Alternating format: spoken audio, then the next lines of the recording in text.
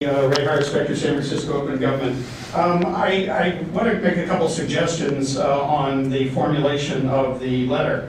Section 6721 of the ordinance regards process for gaining access to public records and administrative appeals. And although it doesn't specify any particular public record, I think over the years we've gradually moved from documents to recordings of meetings, audio and visual, and all sorts of other things that the city now maintains, which are all under the law of public records. And I think to be consistent, the drone policy should be exactly the same. They are public records, and they fall under this law, and as a result, they are disclosable unless a justification under the same law says we don't disclose this.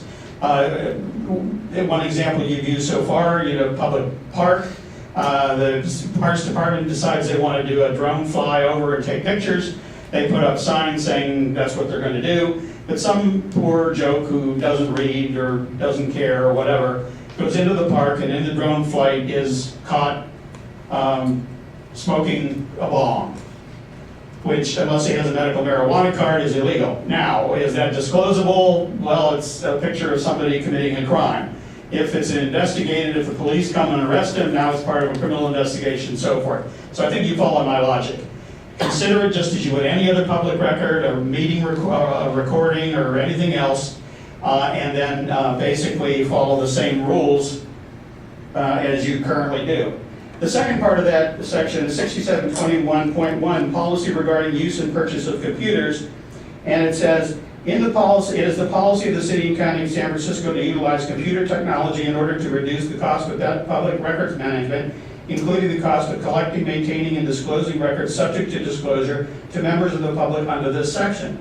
So basically, this is basically something that falls right in the purview of that particular section, because I don't imagine any of these drone flights are going to be put into some sort of a 35 millimeter camera or a home camera. They're going to be put into a computer system, and they're going to be viewed in the computer system. They're going to be edited in the computer system, and if they are redacted, they will be done in a computer system. So under this section, one of the things that they should be considering is how are we going to apply the implementation of this drone footage into our computer systems in such a way that it will allow for access to the public.